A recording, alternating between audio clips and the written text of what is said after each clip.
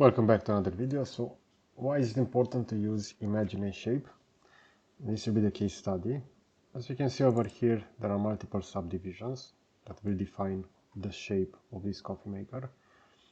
And it is really easy to use this. In this case, this is for the section over here in the bottom.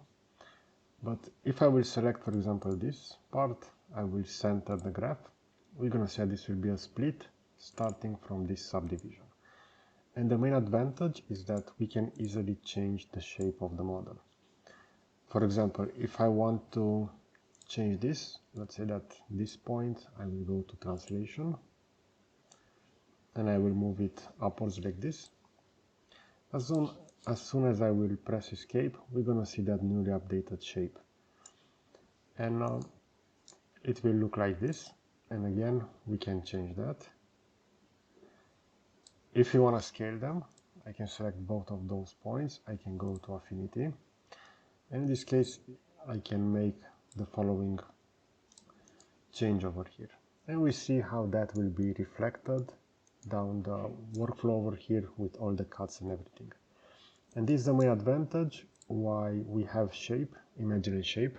And this is a real powerful workbench. Afterwards, we can work with generative shape design in order to do various trimming and other aspects regarding surface design. But if you want to define the shape of a product really fast, Imagine Shape will be the best solution.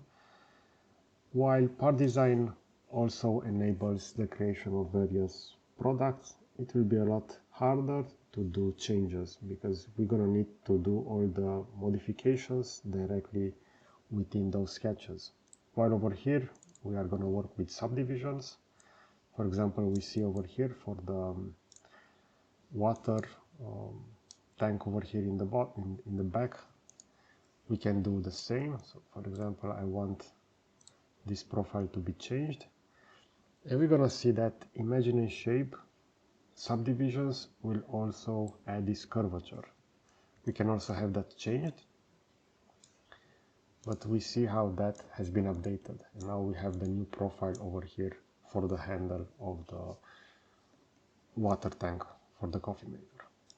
Okay, so I hope you enjoy this kind of content. I will position a similar video on the left side, and I will also add a subscribe button to the right. So that's it. Thanks for watching.